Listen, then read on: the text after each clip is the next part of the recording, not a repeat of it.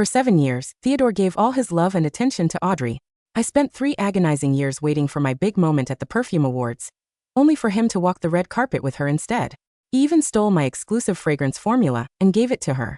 He always said, "Audrey lost her parents when she was young. She's sensitive.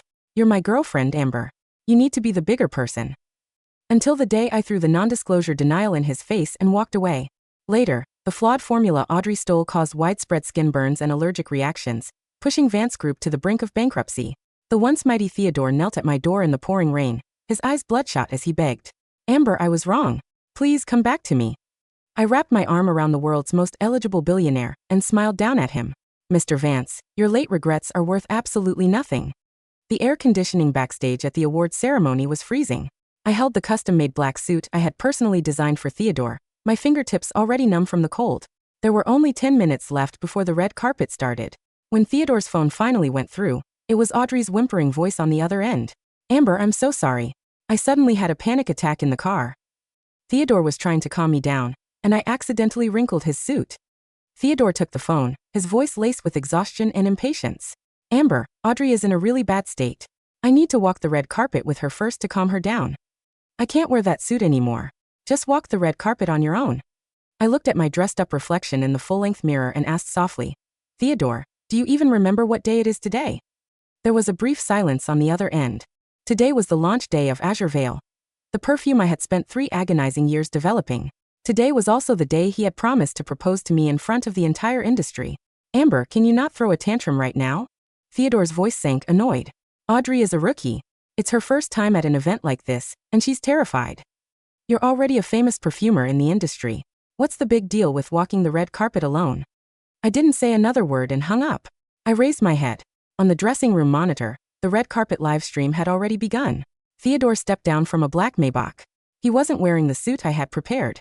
Instead, he had changed into a pure white tuxedo that perfectly matched Audrey's white gown. They looked like a perfect match. Audrey held his arm, her eyes still red and teary, looking like a helpless little deer. The host smiled and handed them the microphone. "Mr. Vance and Miss Audrey look stunning together today. May we ask what fragrance you two are wearing? The scent is incredibly unique." Theodore looked down at Audrey, his eyes dripping with warmth. "It's a new scent Audrey developed herself called Frost Kiss. She was very nervous today. As her mentor, it's only right that I give her some support." The cameras flashed wildly. Looking at his tender expression on the screen, my heart felt like it was being squeezed by an invisible hand. Frost Kiss. That was a rejected base formula I had mixed in the lab 3 months ago after pulling several all-nighters. I had discarded it because the top note was too sweet and lacked depth. I had carelessly left it on the waste shelf. Now it had become Audrey's Frost Kiss, and the tool Theodore used to show his public favoritism. I tossed the custom suit into the nearby trash can. "Theodore, since you chose Frost Kiss, you will never touch my Azure Veil again." The award ceremony ended, and I walked away with the Perfumer of the Year trophy. But the launch of Azure Veil was completely overshadowed by the hype surrounding Frost Kiss. By the time I returned to Theodore's villa, it was already past midnight. The living room lights were on. Theodore was sitting on the couch, a velvet jewelry box resting on the coffee table. Hearing me come in, he looked up, his brow furrowed. "Why are you back so late? Why didn't you answer my calls?" I took off my heels, my voice flat. "I had to do a few interviews after winning." He stood up, walked over to me, and handed me the velvet box. "I'm sorry I couldn't walk the red carpet with you today. This is a makeup gift. See if you like it." I opened the box. Inside was a brilliant diamond necklace. But near the clasp, there was a tiny, barely noticeable scratch. Moreover, the box still smelled faintly of that cloyingly sweet Frost Kiss. I looked up at him. "You originally bought this necklace for Audrey, didn't you?" Theodore's face stiffened for a second, replaced quickly by irritation. "Audrey said the necklace was too expensive and didn't suit her. I thought it matched your style, so I brought it back." "Amber, do you really have to be this petty? You're giving me something someone else rejected?" I tossed the box back onto the table. "Theodore, I don't take leftovers. What is your problem?" His voice rose. "Am I not here with you now? Audrey has no parents, and she's new to the company. What's wrong with me looking out for her a little? As my future wife, can't you show a little more grace?" "Future wife?" I laughed, tears practically pricking my eyes. "Theodore, when you stood on that red carpet today and told the cameras that Frost Kiss was Audrey's original creation, did you think of me as your future wife?" Theodore's eyes flickered with guilt, but his tone remained defensive.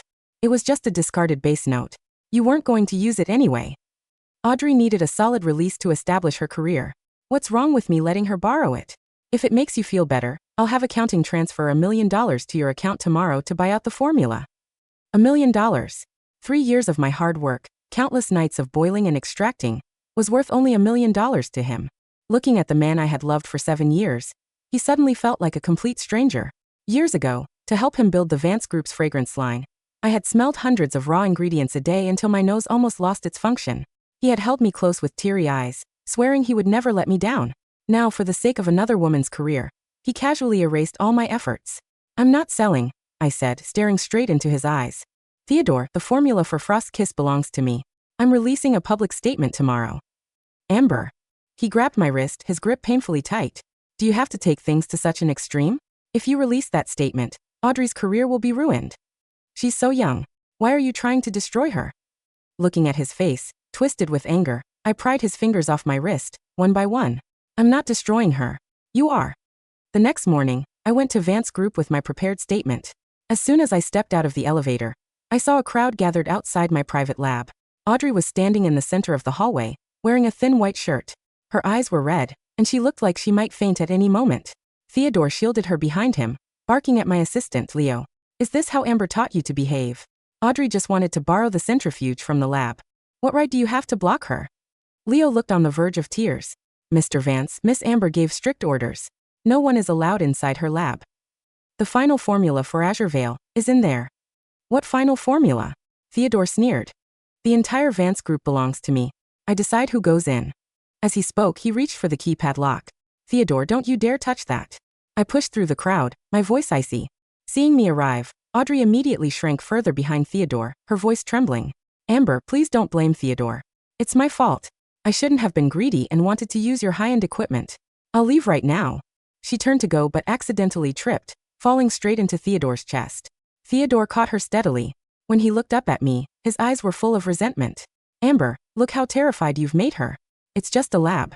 What's the password? Looking at his self-righteous face, I found it utterly absurd. Theodore, this is my private lab. Every piece of equipment in here was bought with my own money. It has nothing to do with Vance Group. I stepped in front of the door, blocking the keypad. If you want to get in, go get a warrant. Theodore's face completely darkened. Amber, don't push your luck. You are currently the chief perfumer of Vance Group. Your assets belong to this company. Is that so? I pulled the statement and my resignation letter from my bag and slammed them against his chest. Well, I'm not anymore. Theodore froze. He stared down at the resignation letter, seemingly unable to believe his eyes. You're resigning? He looked up, a flash of panic in his eyes, though it was quickly masked by anger. Amber, don't think you can threaten me with a resignation. Do you really think any other company will hire you if you leave Vance Group? That is none of your concern, Mr. Vance. I shot a cold look at Audrey.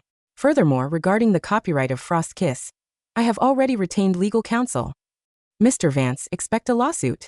With that, I unlocked the door, walked into my lab, and began packing my things. Theodore stood outside, his face pale with fury. Audrey tugged at his sleeve, whispering timidly, Theodore, is Amber really mad? Maybe I should just give Frost's Kiss back to her. I don't want it anymore. No need, Theodore's voice hissed from the hallway. She's just playing hard to get. Once she's through her tantrum, she'll crawl back on her own. My hand paused as I packed my files, and a cold smile spread across my face. Crawl back. Theodore, you will never understand. The moment you trampled on my hard work to please another woman, we were completely finished. The heavy glass doors of the Vance Group lobby swung shut behind me with a muted metallic click. Outside, a late autumn drizzle was beginning to slick the asphalt, reflecting the cold, amber glow of the streetlights. I carried a single cardboard box containing my personal notes, my glass pipettes, and the rare botanical extracts I had purchased with my own funds over the years. Amber. I didn't turn around. I knew the sound of his leather shoes on the wet pavement. Theodore caught my arm just as I reached the curb. His breath was shallow, his tailored charcoal suit slightly damp from the mist. His dark eyes were filled with a mixture of disbelief and a lingering, stubborn arrogance. Are you really going to carry out this ridiculous show in front of the entire office? He asked, his grip on my sleeve tightening. You're resigning? Over a discarded formula? Amber, you're 30 years old, not a child. Stop letting your jealousy dictate your career. I looked down at his hand on my arm, then up at his face. The man I had spent 7 years supporting, the man whose company I had built from a small, struggling startup into a prominent fragrance house, looked smaller to me now. The blind spot I had kept for him had finally vanished. Theodore, I said, my voice quiet and steady, carrying none of the anger he expected. My resignation has been registered with HR. The legal notice for the copyright infringement of Frost's Kiss is already on its way to your legal department. Let go of my arm. You won't survive a week outside of Vance Group, he sneered, though his eyes flickered with a sudden passing panic. The industry knows you as my chief perfumer. If you walk away now, I'll make sure every distribution channel in the country blacklists your name. Let him try. A deep, calm voice cut through the sound of the rain. A sleek, black Bentley rolled slowly to the curb, its headlights cutting through the damp darkness. The door opened, and a tall man stepped out, holding a large, black umbrella. Julian Sterling, the head of the Sterling Group, the multi-billion-dollar global conglomerate that owned 3 of the world's largest luxury cosmetic houses, and the Vance Group's primary rival. Julian walked over, his movements deliberate and elegant. He held the umbrella over me, completely ignoring Theodore's presence as he reached down to take the heavy cardboard box from my hands. Mr. Sterling? Theodore's face turned a pale, sickly color. What are you doing here? I'm here to pick up my new chief of creation, Julian said, his eyes cold and dark as he looked at Theodore. The Sterling Group has just acquired the global rights to Amber's upcoming masterpiece, Azure Veil. We've also set up a private, state-of-the-art laboratory for her in the city center. He looked at Theodore's hand, which was still clutching my sleeve. Mr. Vance, if you do not remove your hand from my partner's arm in 3 seconds, my legal team will add physical harassment to the corporate theft charges we are filing against you tomorrow morning. Theodore's fingers slowly slipped from my coat. His jaw was clenched so hard the muscles in his cheek twitched. Amber, he whispered, a desperate, warning edge in his voice. If you get in that car, there is no coming back. I didn't answer. I turned my back on him, stepped into the warm, leather-scented interior of Julian's Bentley, and closed the door. The launch of Frost's Kiss was a global sensation. Backed by millions of dollars of Vance Group's remaining capital, Audrey's face was plastered on billboards from New York to Paris. The media praised her as the prodigy of the scent world, the innocent girl who had captured the essence of winter in a single sweet bottle. Theodore spent his days celebrating. He took Audrey to exclusive television interviews, held lavish launch parties, and publicly boasted about the brilliant future of his company's new direction.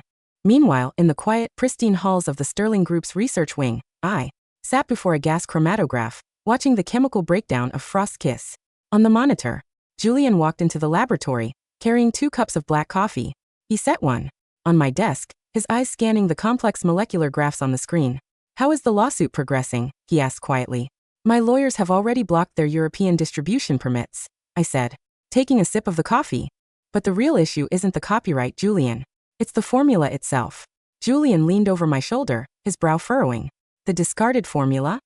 Yes, I said, pointing to a specific peak on the molecular graph.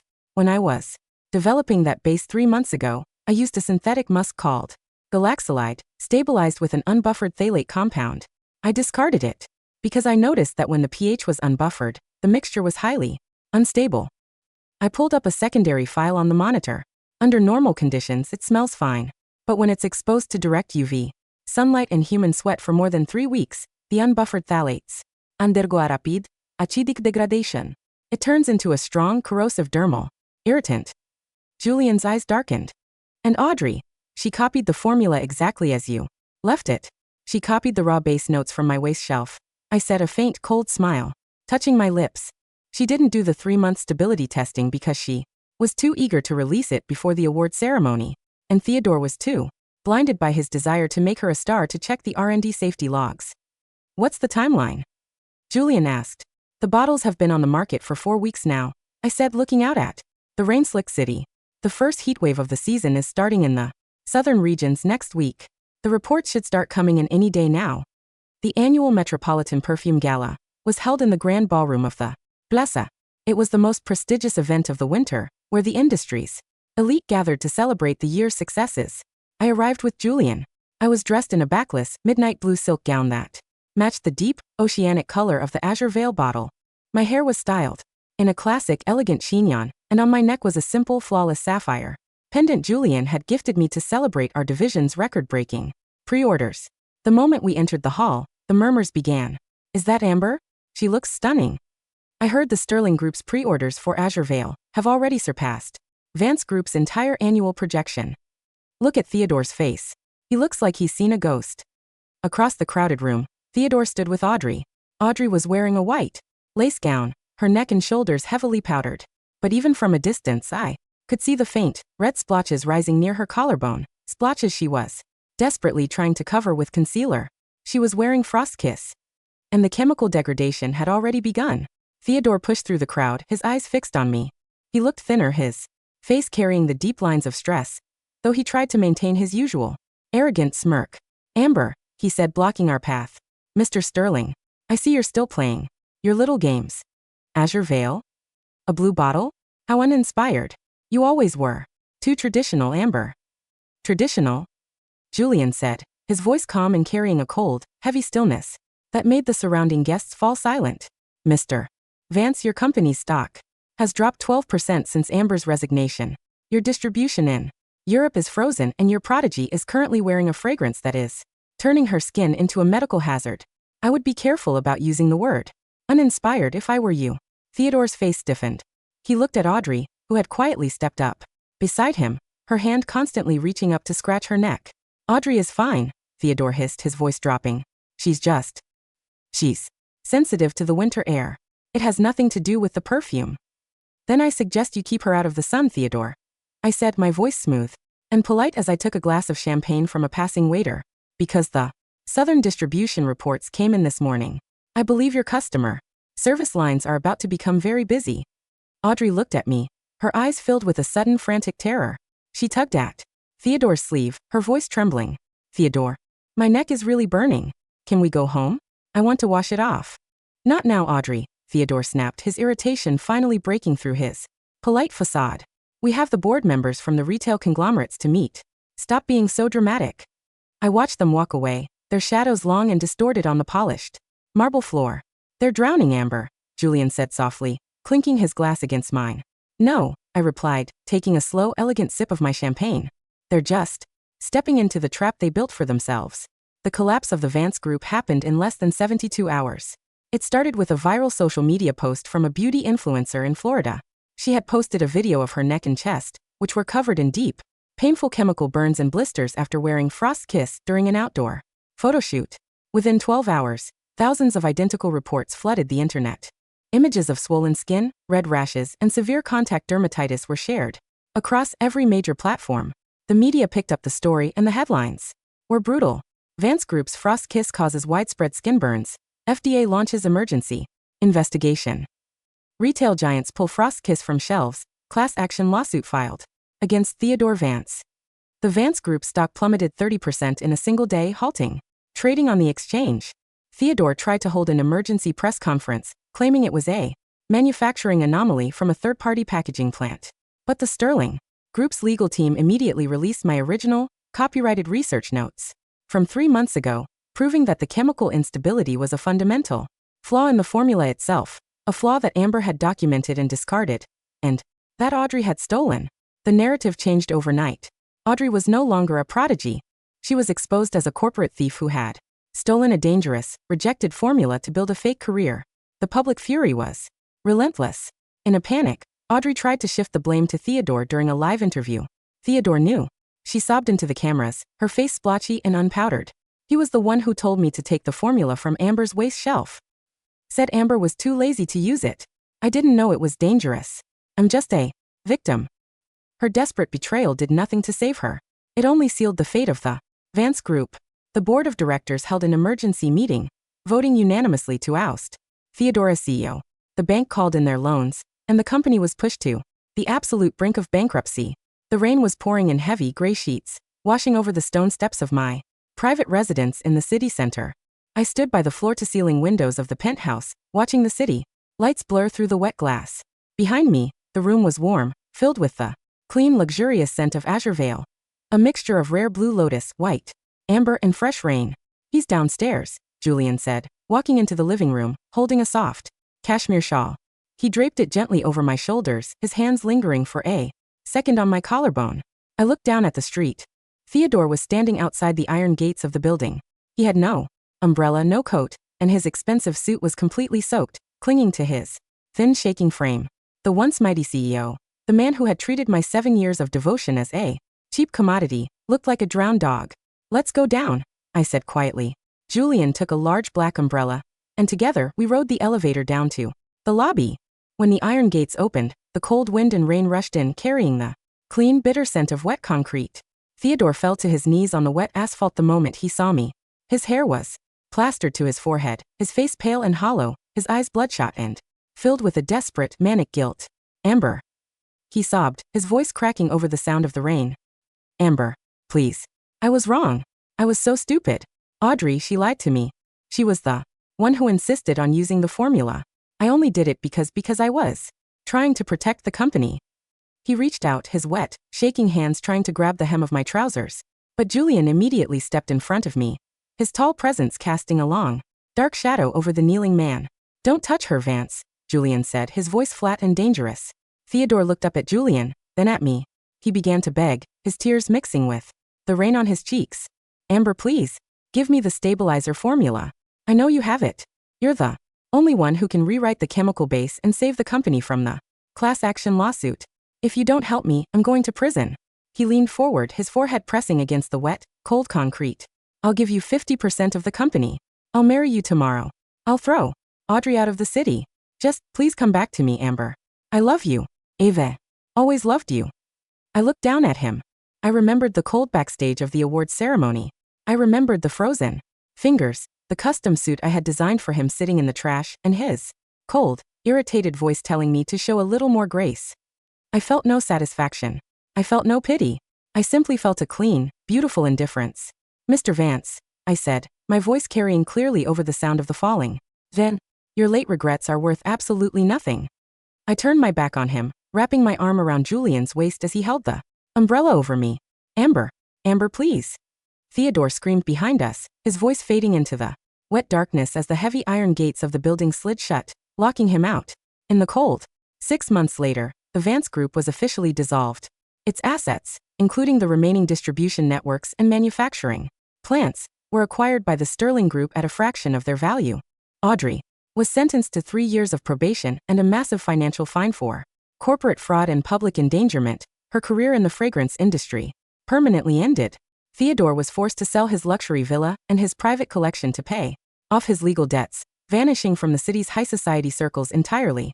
Meanwhile, the new headquarters of the Amber Sterling Design House sat on the top floor of a skyscraper overlooking the harbor. The laboratory was pristine, filled with the latest high-end equipment, rare botanical extracts, and the quiet, focused energy of a master at work. I stood by the window, holding a crystal bottle of azure veil. The scent was a global masterpiece, the top-selling luxury fragrance of the year, praised by critics as the purest, most resilient scent of the decade. Amber, Julian said, walking into the room and wrapping his arms around my waist from behind. He leaned down, his lips brushing against my temple, his scent, white cedar and rich leather, mixing perfectly with my own. The board just approved the new European expansion plan, he whispered. You're going to Paris next month. I turned around in his arms, looking into his deep, warm eyes. Only if you're coming with me, Mr. Sterling, I smiled. Julian laughed, a low, genuine sound, and kissed me softly under the bright, clean light of the laboratory. The cage was gone. The shadows of the past had been completely washed away by the rain. And out on the endless horizon, the future was finally, beautifully, mine.